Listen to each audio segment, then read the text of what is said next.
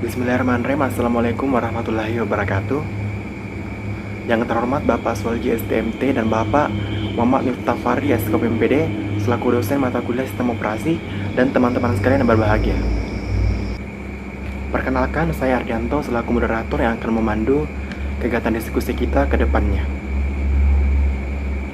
Adapun topik diskusi kita pada kesempatan kali ini yaitu mengenai struktur sistem operasi. Sebelum memulai, izinkanlah saya untuk memperkenalkan anggota dari kelompok saya, yaitu kelompok 1. Yang pertama ada Suci Rahmania, yang kedua ada saya sendiri yaitu Ardianto, yang ketiga ada Nur Suci Herunisa, dan yang terakhir atau keempat ada Wafiq Nurasisa. Baik, langsung saja untuk materi yang pertama akan dibawakan oleh Saudari Suci Rahmania. Kepada Saudari Suci Rahmania, dengan hormat saya persilahkan. Baiklah, terima kasih atas kesempatannya. Materi pertama yang akan saya bawakan adalah mengenai komponen sistem operasi. Sistem operasi terdiri dari beberapa komponen, antara lain manajemen proses, manajemen memori utama, manajemen file, manajemen sistem I/O, proteksi, dan manajemen penyimpanan sekunder, dan sistem command interpreter. Yang pertama adalah manajemen proses. Proses adalah program yang sedang dieksekusi. Sebuah proses memerlukan sumber daya atau resource tertentu seperti waktu CPU. Sistem operasi bertanggung jawab pada aktivitas-aktivitas yang berhubungan dengan manajemen proses. Yang kedua adalah manajemen memori utama. Memori utama atau biasa disebut dengan memori adalah sebuah array besar berukuran word atau byte, di mana setiap array tersebut mempunyai elemen tertentu. Memori adalah penyimpanan yang dapat mengakses data dengan cepat dan digunakan oleh CPU dan perangkat input-output. Memori adalah perangkat penyimpanan volatile. Isi memori akan hilang apabila terjadi kegagalan sistem. Untuk mengatur memori, sistem operasi bertanggung jawab pada aktivitas-aktivitas manajemen memori sebagai berikut. Yang pertama adalah menjaga dan memelihara bagian-bagian memori yang sedang digunakan dan dari yang menggunakan. Yang kedua, memutuskan proses-proses mana saja yang harus dipanggil ke memori jika tersedia di memori. Yang ketiga, mengalokasikan dan mendealokasikan ruang memori jika diperlukan. Yang ketiga adalah manajemen file. File adalah kumpulan informasi yang saling berhubungan yang sudah didefinisikan oleh pembuatnya atau user. Biasanya file berupa program, baik dalam bentuk course maupun objek dan data. Untuk mengatur file, sistem operasi bertanggung jawab pada aktivitas-aktivitas yang berhubungan dengan manajemen file sebagai berikut. Yang pertama, pembuatan dan penghapusan file. Yang kedua, pembuatan dan penghapusan direktori. Yang ketiga, primitif yang mendukung untuk memanipulasi file dan direktori.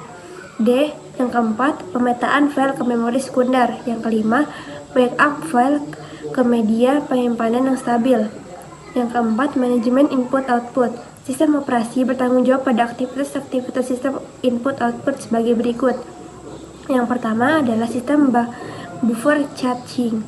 Yang kedua adalah antarmuka device secara umum. Yang ketiga adalah drive untuk device hardware tertentu. Yang kelima adalah manajemen memori sekunder. Karena memori utama atau primary storage bersifat volatile dan terlalu kecil untuk mengakomodasi semua data dan program secara permanen, sistem komputer harus menyediakan penyimpanan sekunder atau secondary storage untuk backup memori utama. Beberapa sistem komputer modern menggunakan disk untuk media penyimpanan online, baik program, data. Sistem operasi bertanggung jawab pada aktivitas-aktivitas manajemen penyimpanan sekunder sebagai berikut. Yang pertama adalah pengaturan ruang bebas, yang kedua adalah alokasi penyimpanan, dan yang ketiga adalah penjadwalan disk. Selanjutnya adalah layanan sistem operasi. Sistem operasi menyediakan layanan untuk programmer sehingga dapat melakukan pemrograman dengan mudah. Yang pertama adalah eksekusi program. Sistem harus dapat memanggil program ke memori dan menjalankannya. Program tersebut harus dapat mengakhiri eksekusinya dalam bentuk normal atau abnormal. Yang kedua adalah operasi-operasi input atau output. Pada saat running program, kemungkinan dibutuhkannya input-output mungkin berupa file atau peralatan input-output agar efisien dan aman. Maka user tidak boleh mengambil input-output secara langsung. Pengontrolan dilakukan oleh sistem operasi. Yang ketiga adalah memanipulasi sistem file. Kapabilitas program untuk membaca, menulis, membuat, dan menghapus file. Yang keempat adalah komunikasi. Komunikasi dibutuhkan jika beberapa proses yang sedang dieksekusi saling tukar-menukar informasi. Yang kelima adalah mendeteksi kesalahan. Sistem harus menjamin kebenaran dalam komputasi dengan melakukan pendeteksian error pada CPU dan memori, perangkat input-output, atau pada user program. Beberapa fungsi tambahan yang adalah tidak digunakan untuk membantu user, tetapi lebih digunakan untuk menjamin operasi sistem yang efisien, yaitu yang pertama adalah mengalokasikan sumber daya atau resource, yang kedua adalah akuntansi, dan yang ketiga adalah proteksi. Baiklah, itu saja perangkat input-output atau pada user program. Beberapa fungsi tambahan yang adalah tidak digunakan untuk membantu user, tetapi lebih digunakan untuk menjamin operasi sistem yang efisien, yaitu yang pertama adalah mengalokasikan sumber daya atau resource, yang kedua adalah akuntansi, dan yang ketiga adalah proteksi. Baiklah, itu saja materi yang dapat saya sampaikan. Materi selanjutnya akan dibawakan oleh Saudari Nur Suci Khairunisa. Kepada Saudari Nur Suci, saya persilahkan.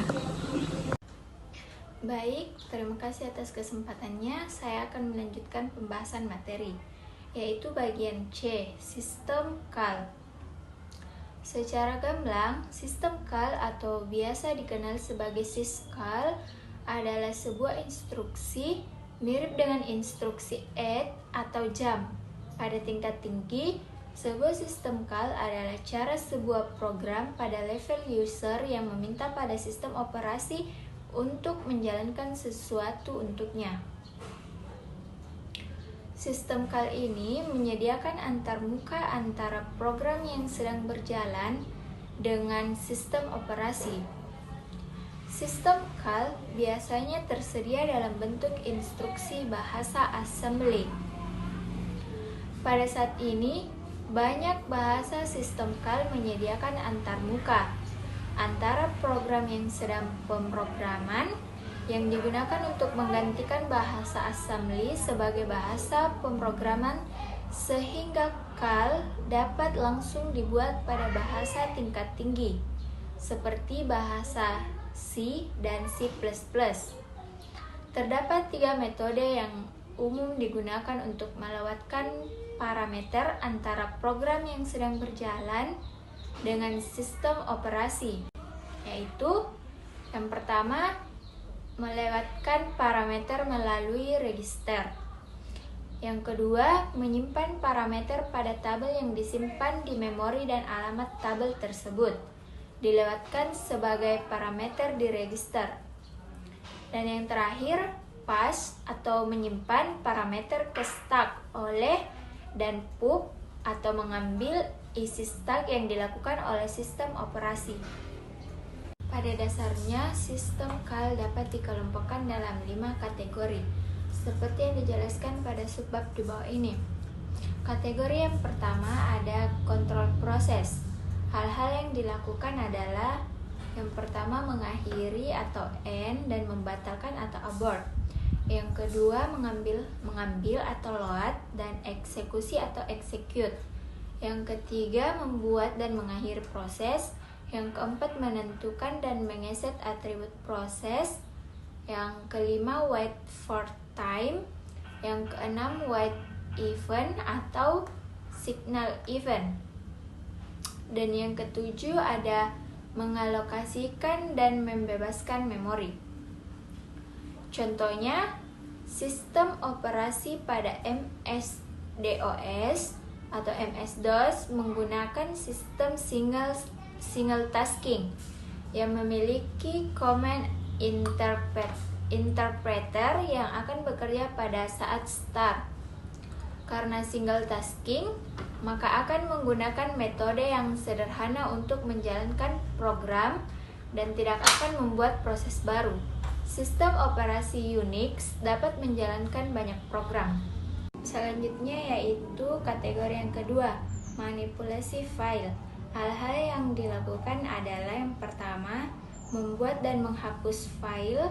Yang kedua, membuka dan menutup file. Yang ketiga, membaca, menulis, dan mereposisi file. Dan yang terakhir, menentukan dan mengeset atribut file. Kategori yang ketiga, manipulasi device. Hal-hal yang dilakukan adalah yang pertama, meminta dan membebaskan device, yang kedua membaca, menulis, dan mereposisi file, dan yang terakhir menentukan dan mengeset atribut device.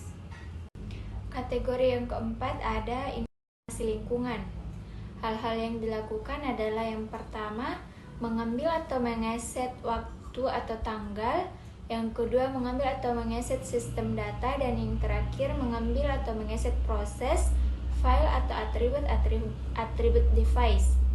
Dan kategori yang terakhir ada komunikasi.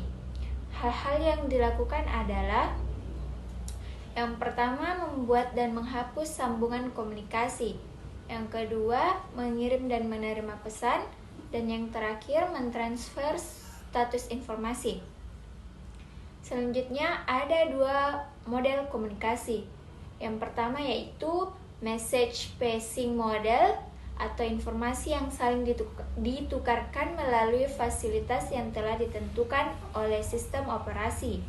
Dan yang kedua, shared memory model, atau proses-proses yang menggunakan map memori untuk mengakses daerah-daerah di memori dengan proses-proses yang lain. Selanjutnya bagian D, yaitu sistem program. Sistem program adalah suatu program yang membantu general user menjalankan atau mengeksekusi komputasi secara efektif yang dibutuhkan oleh sistem komputer. General user yang dimaksud pada definisi di atas adalah tidak termasuk program khusus yang digunakan oleh user seperti software application. Sistem program menyediakan lingkungan yang nyaman untuk pengembangan dan eksekusi program. Kebanyakan user melihat sistem operasi yang didefinisikan oleh sistem program dan bukan sistem call yang sebenarnya. Sistem program adalah masalah yang relatif kompleks, namun dapat dibagi menjadi beberapa kategori. Antara lain, yang pertama manipulasi file, meliputi membuat, menghapus, mengcopy, merename, print, dump, list pada file dan directory. Yang kedua, status informasi, meliputi tanggal, waktu, jam, menit, detik, penggunaan memori atau disk space, banyaknya user. Yang ketiga, modifikasi file. Ada beberapa editor yang sanggup digunakan sebagai sarana untuk menulis atau memodifikasi file yang tersimpan dalam disk atau tape. 4. Bahasa pemrograman yang mendukung, meliputi compiler, assembler, dan interpreter untuk beberapa bahasa pemrograman seperti Fortran, COBOL, Pascal, Basic, C, dan LISP. Yang kelima, ada pemanggilan dan eksekusi program. Pada saat program dikompil, maka harus dipanggil ke memori untuk dieksekusi.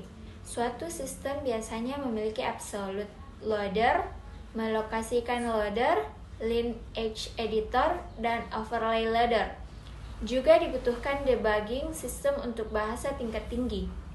Yang keenam, ada komunikasi sebagai mekanisme untuk membuat hubungan virtual antara proses, user, dan sistem komputer yang berbeda. Dan yang terakhir ada program-program aplikasi. Sistem operasi harus menyokong program-program yang berguna untuk menyelesaikan permasalahan secara umum atau membentuk operasi secara umum seperti compiler, pemformat teks, paket plot, sistem basis data, spreadsheet, paket analisis statistik, dan games. Itulah yang dapat saya bahas. Selanjutnya saya persilahkan teman kelompok saya untuk membahas materi selanjutnya. Baik, terima kasih banyak atas kesempatan yang telah diberikan. Langsung saja saya akan membawakan materi mengenai struktur sistem operasi. Jadi pada kesempatan kali ini, saya akan memaparkan 4 struktur sistem operasi. Yang pertama ada struktur sistem operasi sederhana. Jadi struktur sistem operasi ini itu menyediakan fungsional dalam ruang yang sedikit sehingga tidak dibagi menjadi beberapa modul. Inisialisasinya terbatas pada fungsional perangkat keras yang terbagi menjadi 2 bagian, yaitu kernel dan sistem program. Contoh sistem operasi yang memiliki struktur sederhana itu ada MS-DOS dan Unix. Keunggulannya adalah layanan dapat dilakukan dengan cepat karena terdapat dalam satu ruang. Yang kedua, ada struktur sistem operasi monolitik. Jadi struktur sistem operasi jenis ini itu dapat didefinisikan sebagai kumpulan prosedur di mana prosedur dapat saling dipanggil oleh prosedur lain di sistem bila diperlukan. Contoh sistem operasi yang menggunakan sistem monolitik itu ada Unix termodifikasi, THE, Venus, dan OS2. Keunggulan dari struktur sistem operasi ini itu adalah layanan dapat dilakukan dengan sangat cepat karena terdapat di dalam satu ruang alamat. Yang ketiga, ada struktur sistem operasi virtual machine. Jadi struktur sistem operasi virtual machine itu mempunyai sistem time sharing yang berfungsi untuk menyediakan kemampuan multiprogramming dan perluasan mesin dengan antarmuka yang lebih mudah. Contoh sistem operasi yang memakai mesin virtual itu ada IBM VM System. Keunggulan dari struktur sistem operasi ini yang pertama itu konsep mesin virtual menyediakan proteksi yang lengkap untuk sumber daya sistem sehingga masing-masing mesin virtual dipisahkan mesin virtual yang lain. Yang kedua, pengembangan sistem dikerjakan pada mesin virtual termasuk di dalamnya mesin fisik dan tidak mengganggu operasi sistem yang normal. Yang ketiga, tercipta keamanan saat login. Yang keempat, cepat dalam mengatasi gangguan. Dan yang terakhir itu adalah memungkinkan untuk mendefinisikan suatu jaringan dari virtual machine. Yang terakhir itu ada struktur sistem operasi client server. Jadi struktur sistem operasi ini merupakan kumpulan proses dengan proses-proses dikategorikan sebagai server dan klien, di mana server itu adalah proses yang menyediakan layanan, sedangkan klien adalah proses yang memerlukan atau meminta layanan. Jadi klien yang memerlukan layanan mengirim pesan ke server dan menanti pesan jawaban. Lalu proses server setelah melakukan tugas yang diminta itu mengirim hasil dalam bentuk pesan jawaban ke proses klien, di mana server hanya menanggapi permintaan klien dan tidak memulai dengan percakapan klien. Contoh sistem dari struktur operasi client server adalah Windows PC berbagi dokumen di sebuah jaringan LAN yang memanfaatkan sumber daya server Linux. Baik, cukup sekian materi yang dapat saya sampaikan. Selanjutnya saya kembalikan kepada moderator. Itulah tadi pemaparan materi dari kelompok kami dengan topik struktur sistem operasi. Adapun kesimpulan yang dapat ditarik yaitu sistem operasi adalah software yang berfungsi untuk mengaktifkan seluruh perangkat yang terpasang pada komputer sehingga masing-masingnya dapat saling berkomunikasi. Secara umum, sistem operasi adalah software pada lapisan pertama yang ditaruh pada memori komputer pada saat komputer dinyalakan. Sedangkan software-software lainnya dijalankan pada sistem operasi berjalan, dan sistem operasi akan melakukan layanan inti umum untuk software-software itu. Layanan inti umum tersebut seperti akses ke disk, manajemen memori, scheduling task, dan antarmuka user. Sehingga masing-masing software tidak perlu lagi melakukan tugas-tugas inti umum tersebut, karena dapat dilayani dan dilakukan oleh sistem operasi. Bagian kode yang melakukan tugas-tugas inti dan umum tersebut dinamakan dengan kernel suatu sistem operasi. Demikian diskusi kita dengan topik struktur sistem operasi pada pertemuan kali ini. Semoga dapat bermanfaat. Terima kasih. Kurang lebihnya mohon maaf. Wassalamualaikum warahmatullahi wabarakatuh.